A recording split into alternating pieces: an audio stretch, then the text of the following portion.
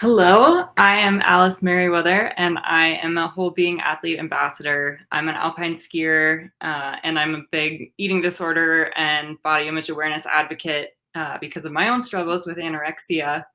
And I'm really excited to be asking Hannah Singer some questions today, and hopefully we can have a great conversation. Hannah, want to tell us a little bit about yourself? Sure. I'm so excited to be talking with you, Alice. I am an eating disorder therapist. I'm also the co-founder of Earhart Singer Therapy Group that's operating out of Brookline, Massachusetts. I am also a recovered person. This is something I'm incredibly passionate about. Athletes are a population that I'm also incredibly passionate about. And so I'm just really excited to share both my personal and professional experiences in our conversation today. Awesome. Well, thank you so much for being here. I'm going to just start us right off with a pretty broad question. Why should athletes be aware of the prevalence of eating disorders, and why is this relevant to athletes? It is a very broad question, and I feel like it's something that could go through so many different layers, right? I think there's the safety aspect of it. As a therapist, we always have to look at safety first, right? So athletes should just know that this is an incredibly prevalent thing among the athlete community. There are certain sports where it's historically more prevalent than others. It's also thought to be a more female disease.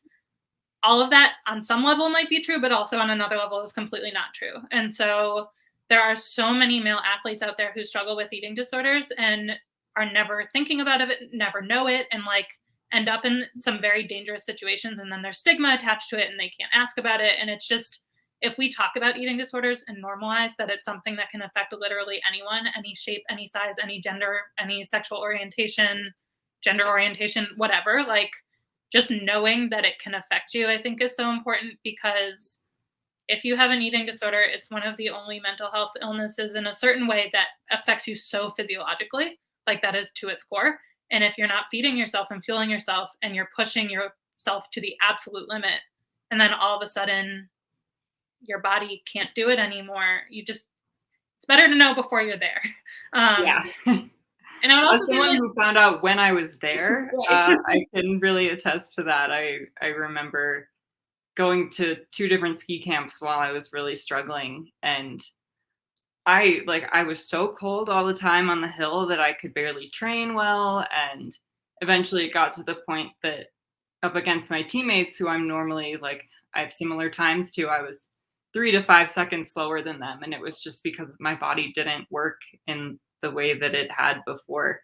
Yeah. Um, so yeah, I mean, I think also what you were talking about with just educating people that this happens to men, to women, to everyone, and it's very prevalent in sports.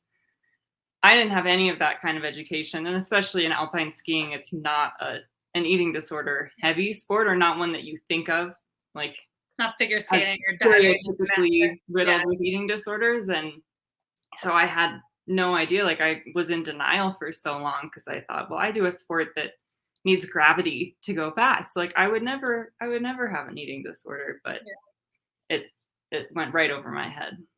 And I think a lot of times, I don't know your experience, I'd be curious to hear it, but like coaches reinforce that too. It's like, well, you need to be a certain shape or size or whatever in order to go faster or to improve your times or to perform at a certain ability. I was a diver in college and I remember my coach like making one of my teammates wear 3 sets of sweatsuits and a trash bag to like lose weight. So that, like there's so many people out there that are reinforcing the wrong messages. And that's also why I think people need to be aware is that it doesn't exist in a vacuum. Like as an athlete, you're taught diet and exercise, and no one says that that can go too far. And Yep. all of a sudden you take it too far and you're like, how did I take this too far? I was just following what you told me to do. Like, I don't understand how this went wrong. Exactly. The idea of eating healthy, working out, there is such a fine line. And I would love to see a lot more education across all levels of sport of the fact that that line actually exists. Yeah. Yeah. You talked about stigma in your initial response. And so, what kinds of stigmas are athletes facing when they're trying to seek support for eating disorders? Yeah, again, it's a layered question, right? So like there's the stigma of mental illness where I think particularly in like team sports, if you say that, you're off the team and you lose your spot. I also think it really depends on the sport and on, I always feel like not great talking about gender. I mean, we all know that like gender is a spectrum, and within athletics, gender is not. And so in more traditionally male sports, like there is stigma that you're not, that's a female problem. You're not allowed to really have that problem. And then I think in more traditionally female sports, it's like, you know, why are you struggling? This is just the culture. Like, get out of it, snap out of it. You're fine. Just eat. Right. A classic solution Right. to the eating disorder. Oh my goodness. Yeah. So Like we live in a society that stigmatizes size too. Like it's not just athletics, but I think athletics is particularly bad. yeah, absolutely. I mean, it's hard when our bodies are our vessels and we put so much time and energy into them to make them look a certain way. But each sport is different. And honestly, Right. like any body type can thrive in any sport. It's just that is so not what we've been told our entire lives. And like I haven't heard that my entire career. I've been told that a bigger body is better for speed skiing, but then I look at the actual results of an alpine race and like there are people of all sizes winning, and Yeah. it's interesting how that has become so deeply ingrained in the culture. Can I ask if your teammates understood? Like when you were going through it, did you feel like there was stigma or was it pretty isolating?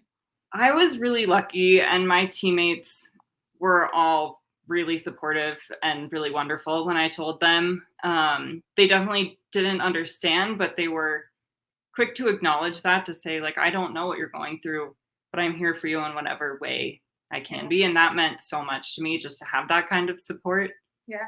and to help me feel a little bit less isolated. I definitely felt like my coaches really didn't understand. I had a couple of European men as my coaches who I feel like in their culture it's even less talked about. And they, they wanted me to get healthy and fully supported me too. And I was very lucky for that. But there was definitely a level where I knew I was never going to be able to get them to fully understand how it had happened, why I was struggling, and how hard it was going to be for me to get out of that. Yeah. Yeah. And I know we'll touch on this in a little bit, but like what I'm coaching people to do as an eating disorder therapist goes against so much of what it means to train too, that I think that like going through recovery and having to, when the pendulum swings, you have to swing in the other direction before you can kind of settle. And some of the stuff that we have to coach people to do through recovery, like a coach and a team just probably a lot of the times can't understand. Like, why Definitely. would you treat your body in this way? And it's like, actually, no, I'm taking care of my body right now. Like, this is the opposite of that. Yes, exactly. So how can an athlete get the help that they need? What are the steps that they should take if they know they're struggling, if people have told them, what happened with me is that my boyfriend was the first person to tell me he thought I had an eating disorder. And he, brought it to me in a very appropriate way. We were out on a hike and he just was so genuinely concerned about me that I understood the gravity of the situation. And then, of course, eating disorders aren't that simple to fix. So I continued down that path, Yeah. kind of denied it. And finally, my coaches brought it to me. My team's physiotherapist was the one who, and finally was like, no, we're going to get you help. We're going to figure this out. Yeah. And that meant a lot. Like I had a lot of help in that, but how should other athletes go about finding that? It's so hard. I mean, that's kind of why we're here. I was thinking about this and I was like, that's why we're doing this. That's why we're having these conversations, is there isn't a great answer to that right now. I think there's a lot of resources out there if you want to look for them. I would encourage people to educate themselves as much as they can, like watching this or reading different books on health at every size, intuitive eating, following certain accounts. It's out there. There's also a lot of people who are taking what eating disorder professionals are saying and turning them into diet culture. So it's tricky. I think that people can talk. If you're concerned about yourself, you should talk about it. I will say that doctors, it's a spectrum of how much they understand eating disorders, especially if you are in a larger body or if you're in a sport that is, requires some muscle mass and some body fat on you, there's going to be doctors that might just look at BMI and dismiss you. And it's so much more complicated than that. So, we exist in a diet culture. I think there are people out there that don't feel that way. And looking for those people, finding people that you trust, just saying that you're worried about yourself and using your community, because this is so not something you can do on your own. If your coach isn't that person, go to your trainer. If your trainer isn't that person, go to a teammate. Maybe a teammate can help send you to the right person. But I would just say, I say this all the time to my clients, like, you signed up for an eating disorder to fit in, and in order to recover from an eating disorder, you have to stand out. And that means that you have to kind of become like an advocate. That's not what you signed up for in getting this diagnosis, but it does require that. And so that means getting creative and not getting discouraged when someone doesn't take you seriously, especially if you don't fit the model of what the stereotype of an eating disorder necessarily is, whether that means by sport, gender, size, whatever, race, whatever it is. Yeah, that's an amazing answer. I think that you're also spot on with saying, like, these conversations, just educating everyone so that they can see signs either in themselves or in their teammates, in their, their coach, in their athletes. By educating everyone, hopefully we can catch eating disorders a lot earlier so they don't develop into really serious cases. And it's never easy to then reach out, either tell a friend that you think they need help or to go to someone and say, I need help. That's a really scary, vulnerable thing to do. And I'm so glad you didn't have this experience. And I think a lot of people think they're not okay. And then they get told, no, you're fine, you're fine, you're fine. Or you get a ton of praise, especially as an athlete, like, oh my God, you're so fit. You take such good care of yourself. You're doing an amazing job. I could never do what you do. You have so much discipline. And it's like, this discipline is a prison in my brain. Like, please get out of it. Oh my gosh. Yeah, absolutely. The compliments that you get from like random people hiking or just from your teammates, like, yeah, you look so strong. You're so fit. And that just absolutely catalyzes it. Yeah. I think, unfortunately, a lot of it has to be internal. And if you start to notice that so much of your worth is coming from your diet, exercise, and image, like, it might not be an eating disorder, but you still might want an eating disorder professional to talk to. For sure. So if an athlete has come forward and said that they're struggling, but they aren't being taken seriously, what can they do? You talked about advocacy. How can athletes in that position, how can they advocate for themselves? Yeah, I think a lot of that is, I would say start with teammates. If the authority figures aren't necessarily listening to you, and I'd love to say that they are, but I think, that doesn't always happen, look for community. And I think that's the best way to be able to take those steps and get to be heard, and finding people that you can connect with. I mean, again, that's a tricky road because there are pro eating disorder things online that you could find that could be leading you in a bad direction. But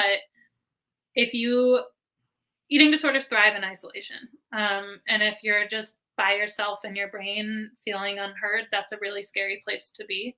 So I think if an athlete knows that something isn't quite right, trying to reach out for help, and also not being afraid to ask for professional help. We're out here. We want to help you. It's not always easy to access, but if you're worried, I would say, and your community isn't doing it, look broader and see if there's someone who would be able to help you and would be able to understand. Because again, in my work, both in the private practice and I work in a higher level of care, seeing people who didn't know they had an eating disorder talk to people who also have eating disorders for the first time is such a magical thing to experience. And so I just want people who are struggling out there to know that that exists, and there are people who will just get you from the second that they meet you because they've also experienced what you have. Yeah, I think that feeling of isolation and then finding a community that supports you, finding a professional that supports you. I mean, even I went to a partial hospitalization treatment program, and the first week I was there, I was still completely in denial, believed I, wasn't sick enough to be there. And soon after that first week, I realized that I had so much in common with these people, and to feel like we could all lift each other up was really powerful. And I still talk to a bunch of my friends from treatment, which is kind of a funny thing to say, but they had such an impact on my life, even just for the time that I was there. That being with people who can understand and can help you fight on the days that you maybe don't feel like you can, I think that makes such a big difference. Yeah, and, like, in those treatment I mean, I don't know if this was your experience, but I hear so many people say things, and I'm like, "Can you just believe that for yourself, please?" Like, hearing someone who knows what you're going through, you guys give the best advice. I'll be sitting there as a leader, and I'm like, if I said this, it wouldn't mean anything, but the fact that, like, everyone is saying that to each other, it's so powerful to see someone just understand it, and we have people of all ages in a group at one time, and everyone who is a little nervous about being with someone at such a different stage of life. And it's like, no, the eating disorder connects people. Um, but that there's a flip side to that where when it becomes an identity, it can keep you stuck. So I think Right. it's a very fine line to walk. And I feel like I keep saying this. That's the thing about eating disorders. It's like you have to eat. So you kind of have to figure out how to walk that fine line. It's Yeah. all about getting out of the extremes. And so that's why all of my answers are probably a little infuriating because it's like you kind of have to find the middle road. Yep. That's eating disorders in general. Hmm.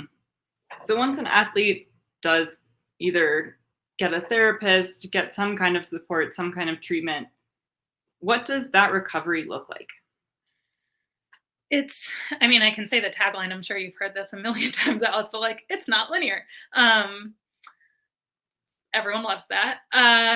It Progress, depends. not perfection. Exactly. My recent one that I've been saying to people is as long as you're perfect at recovery, you'll be really good at relapse. Um, I mean, we could probably go back and forth with them forever, but I think it depends on the person. So if you catch it early, if you are lucky to have that community and find those people who support you, you can do outpatient. So that would be outpatient therapist, an outpatient dietitian, maybe psychiatrist. There's also meal coaches out there. So it's people who are trained to sit with you one on one and like sit with you during a meal and help notice different behaviors. Then there's IOP, which, depending on the program, is a lot less intensive. You can kind of go about living your life, but you're also getting the support, a mix of like group and individual and meal planning and stuff like that. I would say pretty much any eating disorder program, you would be eating at least one meal, I would think, in an IOP program and getting that support. And then there's PHP from there, which it sounds like what you started with, which is like, I mean, again, depends on the program, 5 to 7 days a week typically. And you are in it for a long time. You're in there for like 6 to 7 hours a day, or I don't know, some programs might be more than that. That's the program I've been exposed to. Doing a couple meals or a couple snacks, getting groups, getting support, individual support, dietitian support, psychiatric support.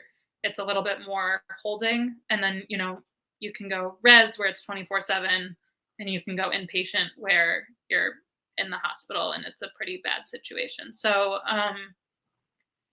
those are the levels of care. Then, it's about finding the people that fit. You just need a good fit. I was literally having this conversation this week where someone was asking me, should I do like CBT? Should I do IFS? Should I what should I do? And I was like, do you like them? He's like, how do I know if I like them? It's like, Yep. well, eating disorders make you stop trusting yourself. And I think that's what's so hard about finding treatment is like people tend to know more about themselves than they give themselves credit for. So I would say just know the fundamentals of a team. I will also say make sure your dietitian is an eating disorder specialist, especially for an athlete, because dietitians who aren't eating disorder specialists, while they're great at what they do, can say things that are very, very, very detrimental to someone with an eating disorder. So just knowing your resources is so incredibly important, and learning. I'm sure you feel this way, Alice, but I feel like you start to get a spidey sense of like when things are disordered or not once you've gone through. Definitely. I mean, I can feel myself slip even now when I have a day where my brain that eating disorder voice gets a little bit louder. And I mean, I've gotten really good at recognizing it, which is important because now I can cut that voice off before it Yeah. overpowers me. But it is, I mean, I feel like I'm still in recovery a lot of the time, just it's a lot less at this point. But when I was in the partial hospitalization, it was, I think, 9 or 10 hours a day, 3 meals and 2 snacks, Wow. and it was a lot, and I didn't feel like I was making any progress for a while. It just felt like I was going there, I was putting in the work, but I still felt like I was in such a deep hole. Yeah. And everyone kept saying, "Just trust it. You're going to feel better. It just takes time. It takes a lot of time." What would you say to athletes? Like, how do they know if they're making any progress in their recovery? If they're feeling worse, they're probably making progress. You're not Um, wrong. um, the eating disorder is ultimately a coping mechanism. So if you're starting to feel more anxiety and depression, you're making progress. And that's really hard to wrap your head around when you go to treatment and you're like, I'm here to feel better. And I'm saying, no, like I I tell people I again like thinking of different clients of I had one client, I was like, your goal is to feel depressed.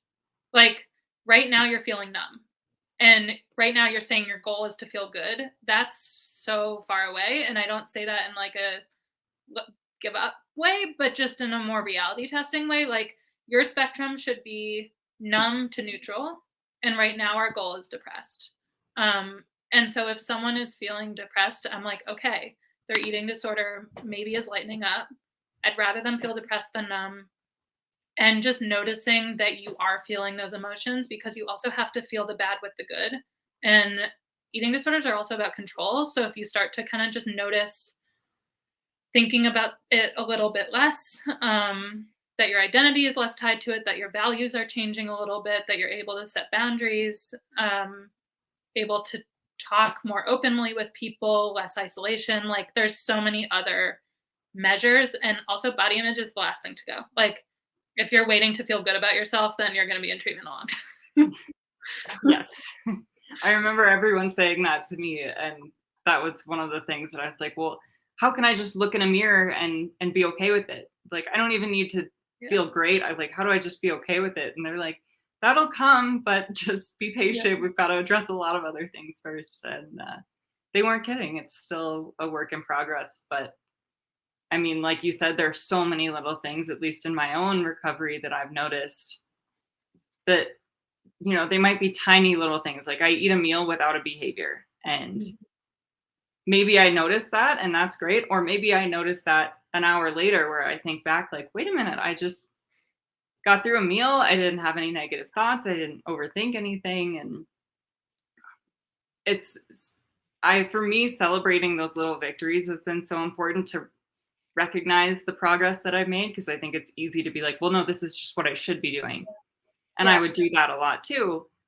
And finally have kind of come around to just no, you're fighting it, Yeah. and this is a sign that you're fighting it and you're doing a good job, and just kind of Yeah. taking time to appreciate those little things no matter how small. And even with you saying that, like my therapist, eating disorder therapist side of me is like, that's not small, right? To like eat a meal without a behavior, that's actually incredible. And reminding that of my clients too is like this what you are saying is small, maybe to someone without an eating disorder is small, but to someone with an eating disorder is massive. Like one of my clients eating a meal, still being hungry and going back for more. You're like, that's so stupid that that feels so good. And it's like, that's not stupid. Like, Yeah. that's so cool that you had the hunger cues to know that you needed more food and that you could trust yourself. Um, so yeah, I would just say like that's not small to be able to do that and to eating disorder, people with eating disorders are so good at minimizing the wins. It's like, can you just notice when you Yes. did well, please? Yeah, Yep. it's complicated. Well, Hannah, do you have any questions for me? I don't think I have anything else for you. What do you wish you knew now that you've been through all of this as an athlete who has gone through all of this? Like, what would you tell your past self? It's a really good question. I I'd say to start, I wish I had more education before it got to this point. I wish that within my sport and even just in school, that I had had a better idea of what an eating disorder looked like, what to be on the lookout for, and that I could have understood that it wasn't something that people did to themselves. Because when I was first told that I had anorexia, I mean, I completely denied it because I thought like I would never do that to myself. Mhm. And that made it really hard to come to terms with the fact that I wasn't doing this to myself, which was both scary and rewarding in a way. But I wish I'd had a lot more education so that I could have seen the warning signs. And then the only other thing I'd say to myself was just know that it's so worth it, that recovering is so worth it. I get to be myself again. I get to engage with other people in meaningful ways. I get to use my body in ways that I couldn't when I was really struggling. And it is, yeah, it's so, so worth it. And it sucks when you're going through it. It is, I was so deep in that hole. We came up with a saying at treatment on those days that were just awful, and we just really had to dig deep to get through sessions. We'd say this productively sucks because even when it's terrible, it still is that fight and that sadness that you're talking about. Like depression, yeah, depression might need to be the goal because Yeah. at least you're feeling something and you're fighting, and it sucks, but it's worth it. Yeah. No, I love that. Productively sucks. I like kind of want to steal that. Go for it. And how did you balance like treatment with being an athlete? Because, you know, in treatment, we're telling you like no movement. Right. So It how did was you, really hard. I mean, especially when I was in PHP, not being able to work out at all, like, oh, that messed with my brain so much. And I really had to come to terms with the exercise portion of my disorder where like, oh, okay, I have been trying to use exercise to like justify eating or to burn calories. And I mean, I look back and I'm really grateful for the time that I wasn't allowed to be moving around. But I think that was one of the harder parts where at the time that I went to treatment, I was planning on trying to race the second half of the season, but I was going to treatment in December, which when you're trying to get all your races done by March is really hard timing. And so I was really lucky in that I felt so supported that I could take a step back even once I'd left PHP. I could recognize that it was going to be a lot harder and a lot slower than I thought recovery would be. And so I opted to not try to return to racing that year and go at my own pace. And again, I was very lucky to be in the situation that my coaches and all of the people around me supported that decision. But I kind of had to reconfigure my identity as an athlete because part of that identity had been wrapped up in the eating disorder, in that I know how to push myself, I know how to challenge myself, and that became, I know how to eat right and I can work out an insane amount. And I had to tone that back a lot and know that being an athlete is a very important part of me, but I can be an athlete and identify as an athlete, but I don't have to be like the most hardcore athlete there is. I can still be an athlete and be happy at the same time. that's like actually how Earhart Singer Therapy Group formed. Was we were talking about athlete identity and losing that identity for whatever reason during your sport. Like I relate to that so hard on a personal level too. Like losing that athlete identity and to have to lose that while you're in eating disorder treatment, I can only imagine how incredibly painful and confusing that must have been. Because for me, it was like I got injured and I quit, and then I got the eating disorder. So it was like, oh, the eating disorder is a nice little replacement identity for being an athlete. So I'm impressed. Like I don't know how I could handle that. It was just a lot at once. I think, Yeah. got it all over with at one time, maybe. Yeah. Maybe for the better. It was intense, but again, I think back and all of the work that I put in, all of the recovery that I've been through, it's so worth it. And I'm so Yeah. glad that I've had the support that I have had and that now I get to have these conversations with people like you, and we can hopefully educate more people so that we can prevent eating disorders from becoming more prevalent in the future. Totally. And I will say, I know like some of this is hard and it does get worse before it gets better. But when you do get better, I don't know if you feel this way, but like being free of diet culture is very liberating. Amazing. Yes. Every once in a while I get sucked back in because who doesn't? But Right. like not having to worry about that stuff is so worth it. It can be hard to believe it'll ever happen, but it definitely does. Yep. That's a really good point. Well, thank you so much, Hannah. This has been really, really awesome. I feel like I've learned something and it's been a delight. Same. This was awesome. I feel like I learned something too, and I really enjoyed talking with you. Yeah. Thanks so much. Bye.